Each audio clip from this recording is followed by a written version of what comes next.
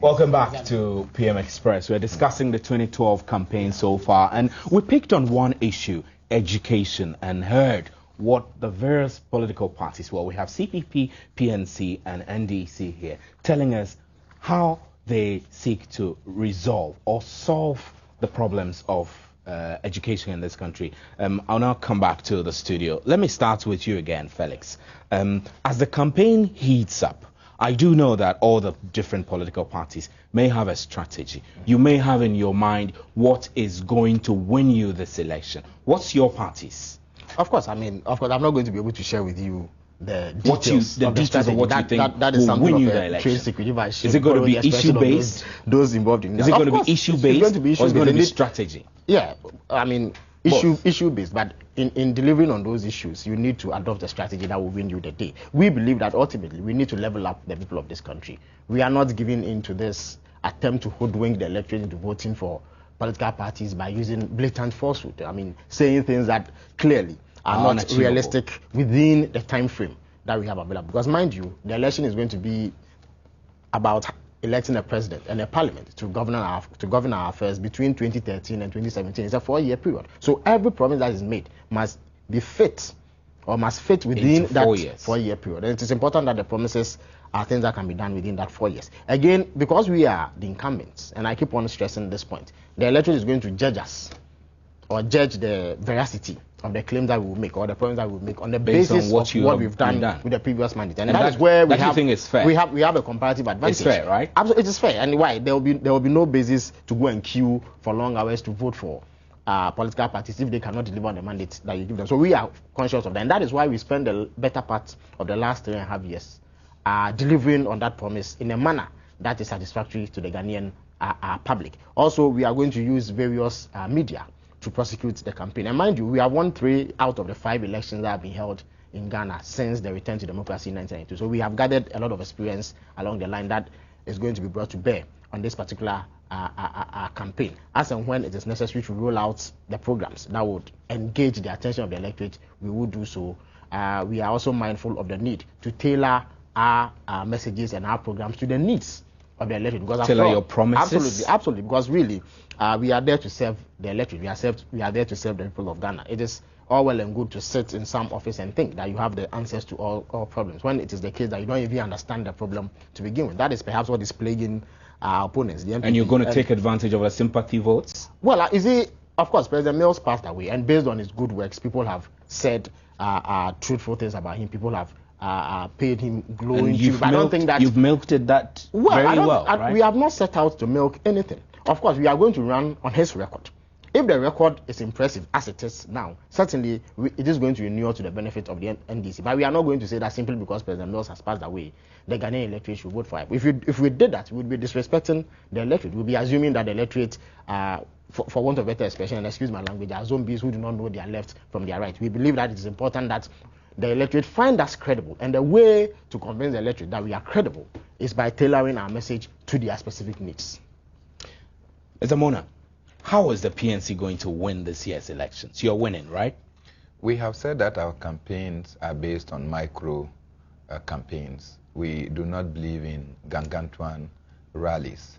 What we have been doing over the past is to ensure that we are able to get our flag bearer engage with the people ordinarily at wherever they are based. You see that our flag bearer... It's more like door to door, right? Our flag bearer it's more like copying from MPP and NDC. Well, I don't think that is the case. The PNC has been doing this, and this time what we have done is to increase the intensity. The flag bearer, you just be in your shop before you realize the flag bearer is standing at your shop and engaging with you, trying to find out what the issues are. And this is catching on well.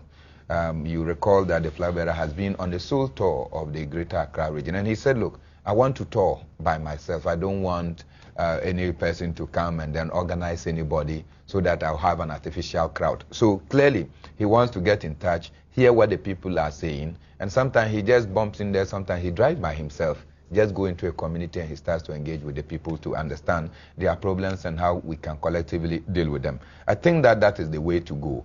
The only problem is that this is a huge country. It's not possible to touch base with everybody. So at a certain stage, we will have to shift the campaign strategy from what is currently being done. From the micro campaigns. Yes, to other forms mega of campaigns. To other forms of ensuring that we are able to spread our message. Leafleting and others will come in. Okay. It's not proper for me to sit here and disclose every detail of the campaign strategy that we are adopting, but I can tell you that we are going to embark on a very, very aggressive and intensive campaign for these particular elections. We have said, and let me repeat here, that over the years, the message of the PNC has been bought and accepted by the people of Ghana. What has been rejected by the people of Ghana is the messenger. In 2012, a new messenger has come. It is the hope that this time, not only the message of the PNC, but the messenger will be accepted. Let me give you one example. Does it make any sense to you, sitting in this studio, that going to buy a car that we do not produce, you pay high import duty on it? Something that we need to facilitate our movement so that we'll be able to get jobs done. Then food that we produce in our country, when you are going to, they import it into this country, and then you pay lower import duty on them. What it means is that we are deliberately collapsing what we can produce and ensuring that what we cannot even produce survives, does not also survive in our country. What we are saying is that, look, in the trade balance, we will ensure that we are able to discourage the importation of things that we can produce in this country, so as to serve as incentive for those of us or those who are into agriculture and can produce them here. Those things that we do not produce in this country and will have to import them because we need them to facilitate our productivity in this country, lower import duty must be put on it. It will make sense for you. It will reduce and ease our use of the things that we do. It doesn't make sense in our opinion. These are the issues that we are bringing to the people of Ghana. Compare our strategy, compare our message with that of the NDC and MPP, who think that the only solution to what they call global hunger is to come and ensure that there's not import duty on rice, on maize, and on chicken. This is bankrupt, my brother. So really, I mean, if my 70-year-old mother who lives in the village comes to you and asks you, why must I vote for you? What will you tell her? Your 70-year-old mother. Wow, you are blessed. No, I mean, I'm not saying that my mother is 70. No, but my 70-year-old mother is 70. No, but what we're telling them is that, look, let us ensure as a government that we are able to encourage domestic productivity. And in encouraging domestic productivity, it means, look, you'll be able to have money in your hands to cater for your own health care. And at 70 years, you should be interested in your health and how you are able to access basic health care. The absence of money, income, simply means that you are auctioning your health for them. So you will deliver a workable health system. I've just told you so. Mr. Confran, well, how is CPP going to win the election? I asked the pointer question to Mr. Mona. He didn't answer. Are you going to win? Election 2012? Yes. In this election, we have two Goliaths, but the David is the PNC. Good. Mr. Confran, are you hoping to win this election? Well, let me say from the beginning, from the outset, that we are in this race. Unlike some of the minor parties who are telling everybody that they are in a race to come third, fourth, second, fourth, we are saying absolutely clearly, we are in this race to win. Dr. Sakara is out there when he stands on the IA platform and inspires the whole nation and gets 98% rating from Kodio and other organizations.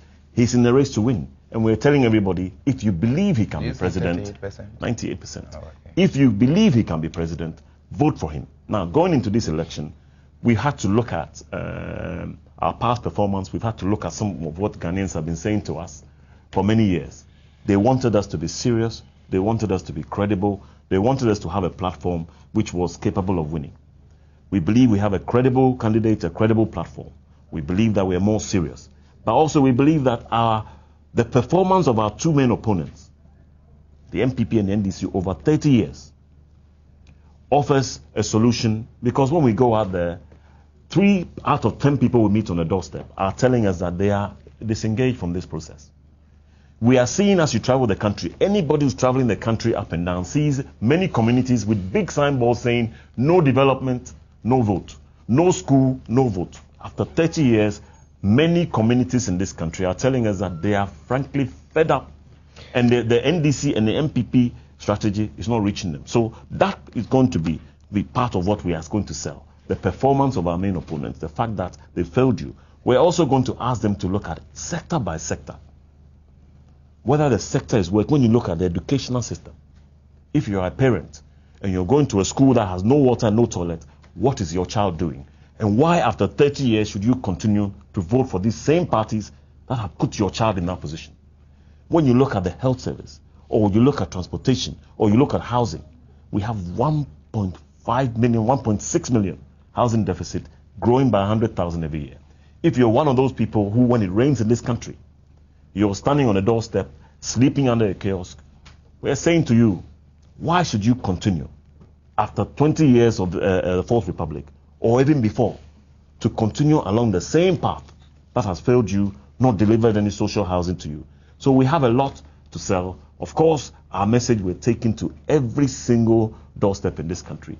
Our constituencies are part and parcel of that campaign. Our members of parliament are engaged every night on door to door. And the message is uniform, the message is the same. Ghana is not working for you.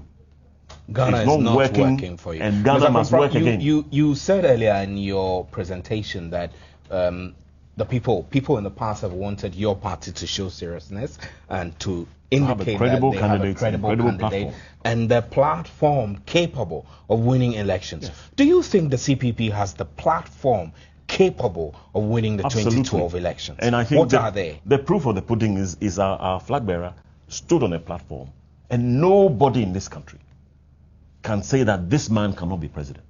Nobody in this country. Are you wishing for more than you can chew? Your why? Party, we have the men and women of substance. We have a shadow cabinet. We have people who can run and assume government tomorrow. Why should we not believe we can run this country? We are in this race to win.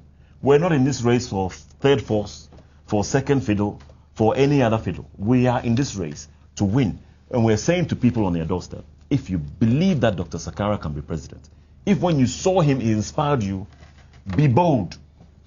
Be bold. Hey, and vote for him. Vote for him. Vote for him because you believe he can be president. Felix, I've heard IPP say they're winning. No, please. They've said they're winning. Everybody knows what the NDC stands for. Everybody knows what the MPP stands for. And everybody knows what the Nkrumahs are. The other but Nkrumahs do not have a united front. That makes it bad for one Nkrumahs to win against another Nkrumahs. What happened to the CPP PNC merger or alliance? 20 other parties in this country. Quite frankly, nobody knows what they represent. Must they represent anything to deliver development to the people? We must represent something. You must be loving some. Must we always? You must have an ideological underpinning. You must believe in something. You believe nobody knows what they believe in. Are they in it for business? Are they in it for to lose what? What are they? So, Mr. Mona, do you think this election is going to be won on real issues which your party will bring forth? In the past, elections have not been won on issues. It doesn't mean that people have voted because other contestants are handsome or ugly or short or tall. Yeah. Are we growing in our democracy? I think that we've matured, or we matured, and let me put it that way, that we have now a growing number of young people that are very discerning, that can appreciate the issues more than anybody can ever think, that can decipher between economic figures and reality on the ground, that is able to distinguish between IMF, World Bank postulations and indeed happenings on the ground. They are able to tell whether indeed the economy is doing well or not. We can see every day that manufacturing is collapsing in our nation. We can see that deliberate policy of government, as I said, establishing a divestiture implementation committee, for me is the most bankrupt and weird idea that you will put as a nation, sell off my assets so that I'll become rich. We have seen that government over time have sold off state assets simply because they want to balance 1 year's budget. I mean, clearly, these young people cannot forgive. How can you sell our Ghana Telecom with all its facilities and infrastructure because you think that our budget has been thrown overboard? And therefore, just for that fiscal year, you need to auction a huge project like Ghana Telecom in order to say, how can you come and collapse Ghana Airways in place of a Ghana International that will not even survive for 1 month? And many other things. How can you come and collapse the Black Star Line when we still do bulk exportation of our raw material, that we need the dry docks, we need everything, we need the shipping line? Clearly, clearly, many people are waking up and asking the questions, what is wrong with us? And what is wrong with us is that some political parties have taken this nation for granted, and they say not again. And PNC will bring the country We will back go on some out there, footing. we will go out there, and I tell you, President Liman in 1979 to 1981 bought 6 Black Star Line ships, brought the VC tender that was a tango between Rawlings and Kufuor. What happened to all the things that he did? Tata buses were flowing on timelines, bringing discipline on the transport sector in our economy, public transport system. Look, agriculture was at its highest. The queues that confronted this nation, what I call conditional sale, where you had to buy daily graphic, you had to buy a tin of milk and a packet of cigarette before you can buy a loaf of bread. All those things were dissolved within 2 years, 3 months. Well, So clearly it means that, look, we have the will and we will find a way. Well, you out there, your messages are here. I'll read some of them and then we will begin to wrap up. I'll come back to you, Felix, to get some reactions from you. Now, Askia Momori from WA, you say that the NDC built its manifesto based on perception and the MPP built its manifesto based on reality. The NDC should give us a break. I don't know on what basis Momori concluded on that. And then same Momori says the first John had 19 years, the second John had 8 years, the third John had 3 years, 7 months. The fourth and last John will have 4 to 5 months. This will be the end and the final John. The law of dimensions has caught up with the Johns. And from Hayford Tamale, he says, I believe the NDC will win the elections. The successes are there. Felix, tell them. And then Emmanuel Ditamina, who is parliamentary candidate for NAPDAM, says, kudos to Felix in the studio. The grassroots are understanding the realistic, life-touching and achievable policies of the PPP. Well, no PPP person here to tell us about the achievements. We'll bring them sometime in the studio. And therefore, in NAPDAM constituency, in Upper East region, it's PPP in this year's elections. And Amwatin Kusikweku, you say, I will vote against the NDC because they are too corrupt. And Lamte Bismarck, you say, I will vote against the MPP because they are self-centered. Charity Ajay, you said, well, we will just listen to what they have to say, but we know when they are voted into power, they will forget all that they said on the campaign platform. But for the sake of our favorite PM Express, we will watch and listen, but we will take it. Thanks. And then Citizen Douglas says, PPP all the way. Now, we the youth have seen the lights. We want visionary leadership. Leaders who really care for Ghana and about Ghana. Samuel Ofosu Obobi, you say that, well, some of us are not going to vote again. Well, voting is a civic responsibility, Samuel. Dixon Desire from Laura, you say Ghanaians trusted the NDC, and that is why we gave them the mandate. But Ghanaians are disappointed in the NDC. Ghanaians are poised to vote out corrupt governments and voting governments with policies and good ideas. Long live Ghana. Kweku Owusu-Fofie, you say that the ruling government has no programs to tout. Their expertise in scheming will surely lead them into destruction. Lamte Bismarck, if there are no facilities in the schools, there's no need for free education. There will be children sitting, playing, and having fun. Think of facilities first, not free education. Thank you. And then Nana Osonoba Riafi, you say, what at all is the NDC's campaign message? All that I've heard from them is that free SHS is not possible. Latif Adebayo Oseni says, Mr. Host, the paneling is unfair to the MPP. Well, I'll respond to that when I finish reading. Dixon Desire Laura, you say, does Felix and his NDC look at the statistics on standard of education under their Better Ghana agenda? They claim to be building so many schools, and yet the standards are falling from 60% in 2008 in BEC to 47% now.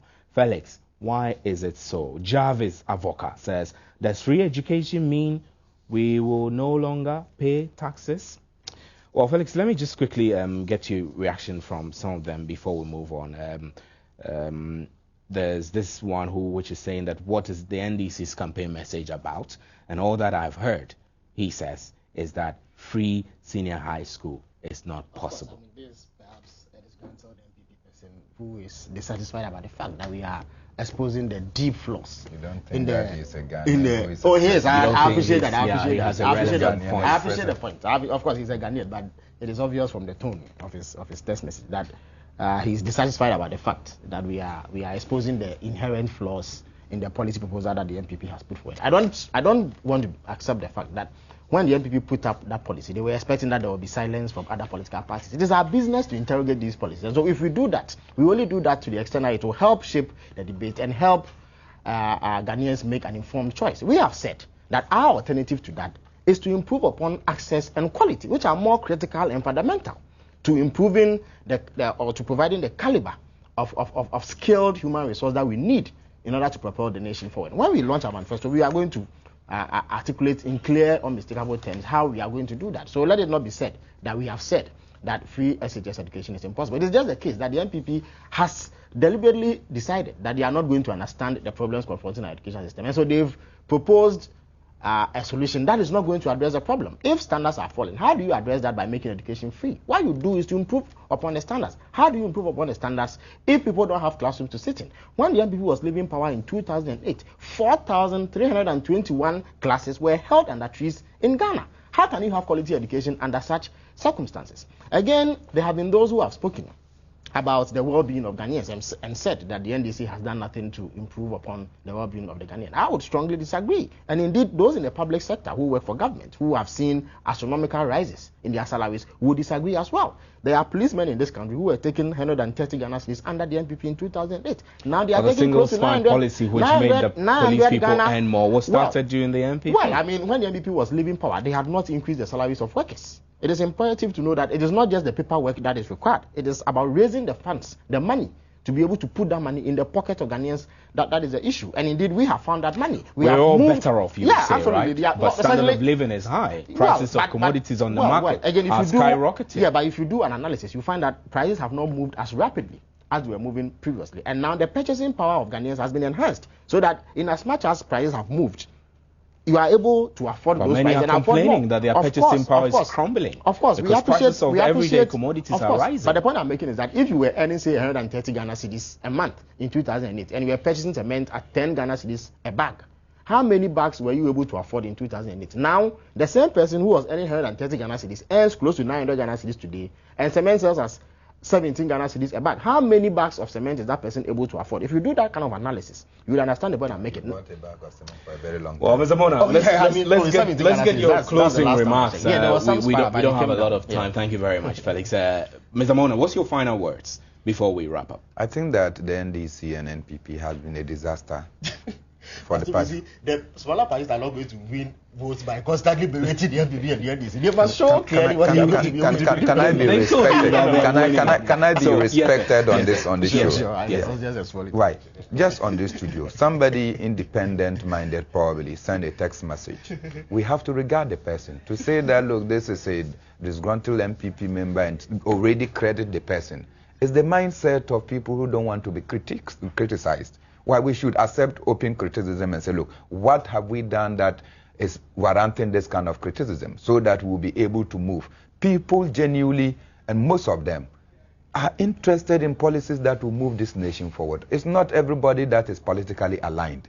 And when they express their views, it is for us to say, look, hey, this view, we can handle matters this way or the other way, but to come and credit them to political parties probably where they don't belong, I find that injurious to the democracy that we are practicing. The other important thing that I want to... admit that political parties reserve the right to express... Can I be respected? I'm taking the final words because but I must be respected with my time. Yes, you understand? So the other important thing that I want to state is that let's watch what pronouncement each of the political parties and the candidates make on any platform that we find ourselves. I am confident that if we take issue by issue, these political giants will go to sleep and wake up the next morning to realize that they have PNC lost their elections. Mr. Akonfra. Simple.